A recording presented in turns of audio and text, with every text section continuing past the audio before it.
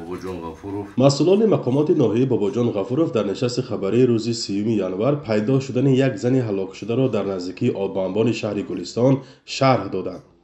نصرت الله سلیم زاده رئیس ناحیه به روزنامه‌نگاران گفت که از روی این حالت پرونده جنایتی باز شده است و تفتیشات را مقامات دادستانی ولایت سوخت پیش میبرند.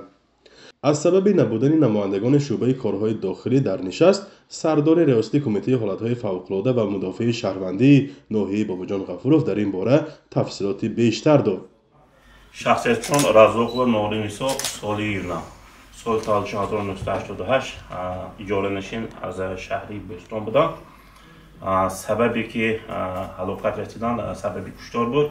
حالا از طرف شعبه وزارت کارهای داخلی قمندوی ناحیه باباجان غفورov دو نفر گمانبر با قصد آدمکشی دستگیر کرده شده تفتیشات رفته ایستاده است.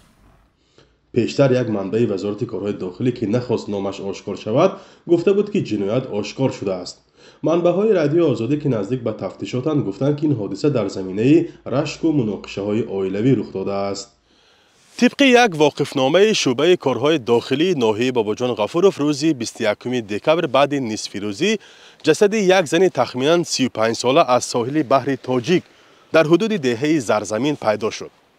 از روی عکس‌هایی که کاربران رادیو آزادی به ما فرستادند، زن در تنش پیراهن ندارد و با علامت‌های مرگ مجبوری یافت گردیده است.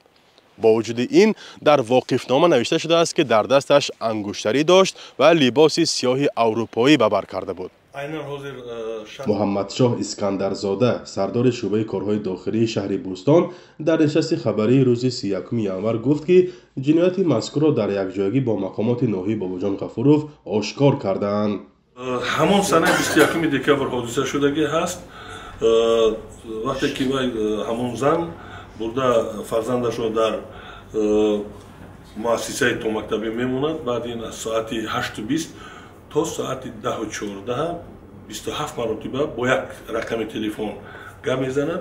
وقتی که ما معاین کردیم شخصیت، وقتی که تلفن شما کردیم ما فهمیدیم که همون آدمی که 21 مرتبه در مابین 1.5 ساعت گپ زدگی است و همین علاقمندی دارد و در نتیجه یک بردن کار اپراتیو جستجویی همون روز 21 جسد یافت شد. لیکن ما شخصیت روز 22 بگوی معین کردیم، روز 23 منگه جنایت آشکار شد. با گفته اسکندرزاده نورنیسا رزاق و زاده و استقامت کننده جماعت خستیورز ناحیه باباجان غفورov بوده و بدون قید در شهر بوستان میزیسته است.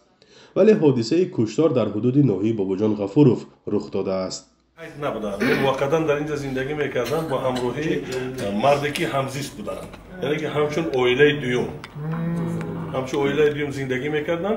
عائله یکی اون نفر وقتی که از شهر مسکو از فدراسیون سیاسی گشته میبیاد، وقتی که عائله اولش اومده من میکند مناسبت را در نتیجه مناقشه میشد بین یکدیگر و همون همزیستش اون دعوت میکند به بینای استقامتی به خانه‌اش به جماعت خستیورز ناحیه باباجان غفورov. در نتیجه مناقشه زن شوهر یک جا بوغی کرده او را میکشند و آورده در دریا در سیردریا میپرکند. جسد نورنیسا رزاق و زمانی پیدا شد که در شهر کانیبادان کشتارهای پی در پی مردم منطقه را به تشویش گذاشته بود. از بس که دریای سیر از نزد شهر کانیبادان میگذرد گمان میشد که این حادثه ها با هم علاقمندند، ولی مقامات رسما آن را رد کردند. تا حال نظر پیوندان زن کشته شده و گمانبران درباره حادثه معلوم نیست. فرزان محمدی، رادیو آزادی ناحیه باباجان غفورov.